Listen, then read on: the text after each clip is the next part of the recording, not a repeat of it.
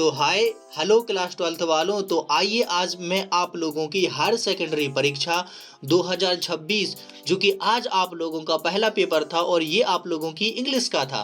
तो आइए जल्दी से मैं आप लोगों को सभी के आंसर्स यहाँ पर बता देता हूँ। ये सेट बी है और देखिए चाहे सेट ए हो, बी हो, सी हो, डी हो, सारे में क्वेश्चंस एक जैसे होते हैं, बस यहाँ वहाँ होते हैं।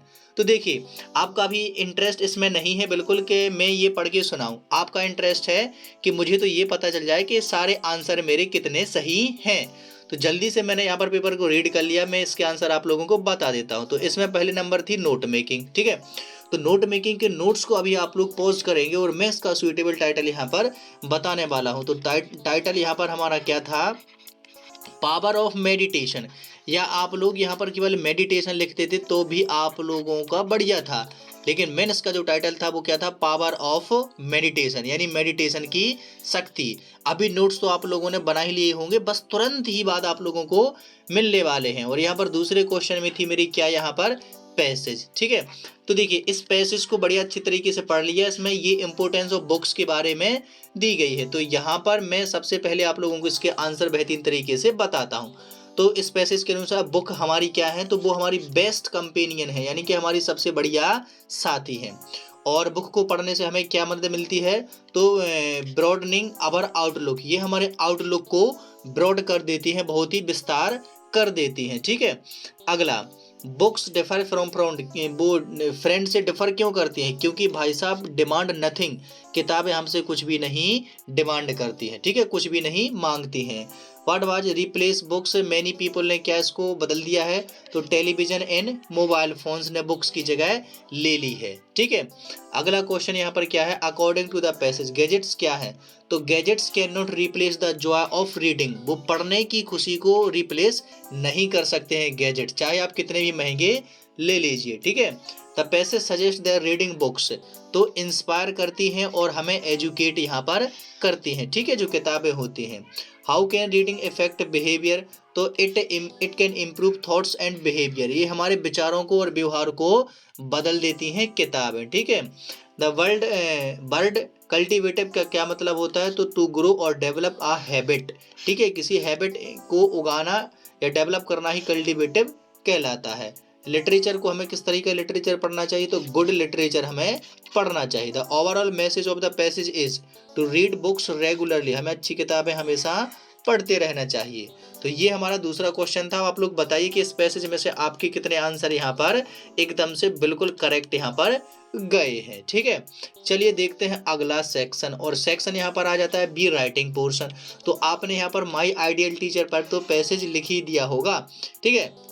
यदि नहीं लिखा है तो मैं ये चारों के चारों आंसर आप लोगों को बता देता हूँ, आप थोड़ा मैच कर सकते हैं कि आपने कैसा लिखा है। बाकी यहाँ पर ये क्वेश्चन नंबर 4 था, इसमें हमें क्या एडवर्टाइजमेंट बनाना था, ठीक है, जिसमें आप अपनी मोटरसाइकिल बेच रहे हो, तो ये आप लोगों ने कर ही लिया होगा। और इसमें क्या था, मीटिंग डिसिप्लिन इंप्रूव करने के लिए मीटिंग लिखी गई है, तो हमें क्या करना था, हमें बनाना था एक नोटिस, तो ये भी आप लोगों ने कर ही लिया होगा यदि किया होगा तो। और हमें इसमें एप्लीकेशन लिखनी थी अपनी प्रिंसिपल को। अब भैया देखिए लीव की ये इसकी नहीं आती है, किसके लिए एप्लीकेशन लिखनी थी, कि एक्स्ट्रा क्लास लगाए इंग्लिश सब्जेक्ट की, ठीक है, ताकि अच्छे से पढ़ाई हो सके। और ये सतना इस स्कूल का है, तो ये आप लोगों ने कर ही लिया होगा, ठीक है। फिर भी यदि आप लोग आंसर चाहते हैं तो मुझे कमेंट कर दीजिए, मैं सभी के आंसर यहाँ पर आपको जल्दी से बता दूंगा, ठीक है। अब इसको थोड़ा सा और बड़ा किया जाए और जल्दी से इनके आंसर आप लोगों के पास में डिलीवर कर दिए जाएं। तो देखिए जरा, ये हमारा भाई साहब यहाँ पर आ गई है क्या, डू एज डायरेक्टेड, ठीक है, क्वेश्चन नंबर 6वां। तो as soon as students are the teacher, इसमें हमें नो सूनर का प्रयोग करना था। तो आपको सबसे पहले एज सुन एज की जगह पर क्या लिख देना था, नो सूनर, ठीक है, क्या लिख देना था, नो सूनर, ठीक है। द स्टूडेंट सी, यहाँ पर सा के बदले क्या आ जाएगा, सी द टीचर, और यहाँ पर आ जाएगा देन, बस इतना करना था और सेम टू सेम हो गया। No sooner the students see the teacher then they become silent, ठीक है। तो ये हमारा यहाँ पर क्या हो जाएगा, इसका एकदम से राइट आंसर, ठीक है। इसमें एक चीज और आपको यहाँ पर जोड़नी है, डिड, क्योंकि ये पास्ट का है, तो क्या जोड़नी है आप लोगों को, डिड।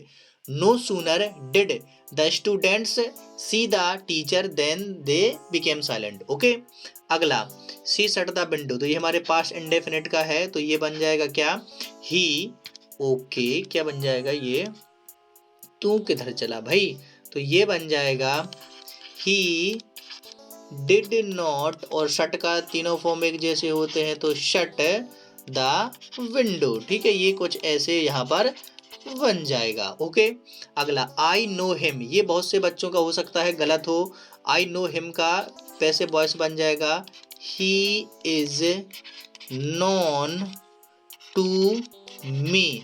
अब देखिए यहाँ पर अगर आप लोगों ने बाय लगा दिया है तो वो आप लोगों को गलत हो सकता है। ठीक है, क्योंकि जो नो वर्ब होती है उसके साथ में प्रीपोजिशन क्या लगता है? टू लगता है। ओके, तो आप लोगों ने आई होप सही किया होगा। अगला, इफ की जगह पर हमें किसका यूज करना था? अनलेस का। तो इस इफ की जगह पर आप लोग क्या लिख दोगे? Unless.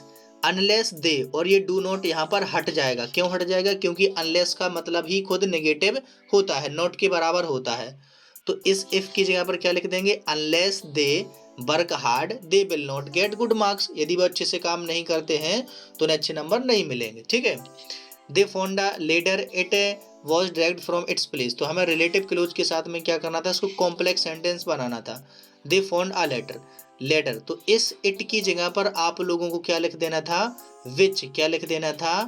Which was dragged from its place. बस इस इट की जगह पर आप लोगों को बिच लिख देना था। ठीक है, क्या लिख देना था? इट की जगह पर बिच, और पूरा सेंटेंस सेम टू सेम। तो ये हमारा हो जाता। Urmila is very strong, she can do anything, to का प्रयोग करना था। तो उर्मिला इज टू स्ट्रॉन्ग। ठीक है, और यहाँ पर सी कैन की जगह पर आ जाता छोटा वाला टू, यानी कि TO2। तो Urmila is too strong to do anything. ठीक है, ये ऐसा हो जाता है। यहाँ पर क्या लिखना है? टू। तो Urmila is too strong to do anything. Okay, ये लास्ट वाला हो जाता। The man will go to Mumbai on Monday, तो इसको सिंपल पास्ट में करना था, तो विल गो की जगह पर आ जाता हमारा क्या? वेंट। ठीक है, तो the manager went to Mumbai on Monday, Monday को वो मुंबई गया था। ओके, तो ये मैंने साथ के साथ बता दिए हैं। अब आप लोग मैच कर लीजिए कि आपका कौन सा सही और कौन सा गलत है। ठीक है, चलिए देख लेते हैं अगला क्वेश्चन नंबर यहाँ पर हमारा कौन सा है? 7वां। और इसमें देखिए जरा क्या करना है हमें। तो इसमें फिल इन द ब्लैंक्स है, हो सकता है आपके किसी भी दूसरे नंबर पर हो। तो ही फुटबॉल सिंस मॉर्निंग, तो ही हैज़ बीन, ये तो हमारा इसका राइट आंसर हो जाएगा D.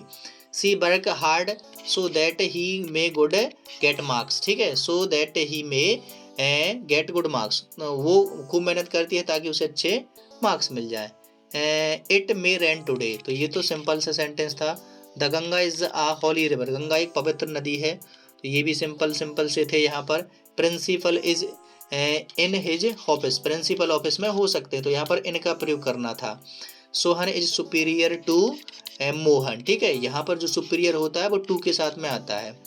The class was making noise, तो the whole class was making a noise, तो इसमें क्या हो जाएगा? होल। तो ये आप लोग चेक कर लीजिए। ओके, चलिए बढ़ते हैं नेक्स्ट क्वेश्चन की तरफ, और सेक्शन डी में यहाँ पर हम लोग आ जाते हैं। तो सेक्शन डी में देखते हैं हमारा कौन सा क्वेश्चन यहाँ पर आया है। ड्राइविंग, तो ये हमारी पूरी की पूरी पोएम दी गई है यहाँ पर, कमला दास के द्वारा लिखी गई। तो इसके आंसर, तो इसमें फ्राइडे की बात यहाँ पर की गई है, इसका तो आंसर आप लोगों ने निकाल ही लिया होगा, ये फ्राइडे मॉर्निंग। ठीक है, और एंटोनिम्स बताना है सून का, तो क्या हो जाएगा यहाँ पर? लेट। ओके, कॉप्स का मीनिंग यहाँ पर क्या होता है? तो डेड बॉडी। ठीक है, ये लाश होता है, डेड बॉडी कॉप्स का मीनिंग। ठीक, अगली यहाँ पर बी में नंबर की क्या थी? Obvious step I would cycle friend, ये चार्ली के वाली में थर्ड लेवल की है, तो जल्दी से देख लीजिए। What was Charlie friend think of him, he wanted to escape, कि वो यहाँ पर भागना चाहता है जीवन की जिंदगी से। ठीक है, what was the obvious step, तो उसने ओबियस स्टेप क्या लिया था? To talk to a psychiatristic friend. Okay, अगला क्वेश्चन यहाँ पर इसी का है।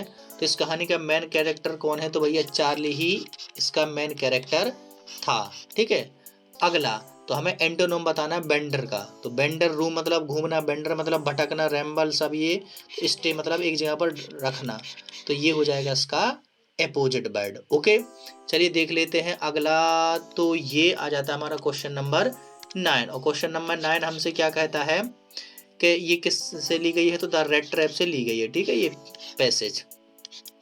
और डिड द होस्ट ऑफर, उसने क्या क्या दिया था? तो सफर एंड तंबाकू, उसने दो चीज़ें बढ़िया, नाश्ता शाम का भोजन करवाया था और तंबाकू खिलाई थी। ओके, अगला यहाँ पर क्वेश्चन क्या है, भा was the owner happy to it was because he was lonely, क्योंकि वो अकेला था इसलिए वो खुश हो गया। The old man later put his, क्या खेला था उन लोगों ने, पेडरर के साथ में क्या खेला था, तो मजोल्स खेला था। ओके, अगला क्वेश्चन, इस सेक्ट के ऑथर कौन है, तो सेल्मा लेगलॉफ। ओके, चलिए देखते हैं अगला क्वेश्चन। तो अगले क्वेश्चन में आ जाते हैं हमारे क्वेश्चन आंसर। अब आप लोगों ने ये क्वेश्चन आंसर तो बेहतरीन तरीके से यहाँ पर निपटा ही लिए होंगे, ठीक है। यदि आप लोगों ने इन क्वेश्चंस को नहीं निपटाया है अभी तक और आप लोग चाहते हैं कि मैं इनके आंसर आप लोगों को बताऊं, तो बस देरी है आप लोगों की कमेंट करने की। आप लोग उधर एक कमेंट करेंगे, इधर आप लोगों को इन सभी क्वेश्चंस के आंसर बेहतरीन तरीके से मिल जाएंगे। और मैं मिलता हूं जल्दी आप लोगों को नेक्स्ट वीडियो में। तब तक के लिए अपने पेपरों को मस्त तरीके से देते रहिए, पढ़ते रहिए और खुश रहिए।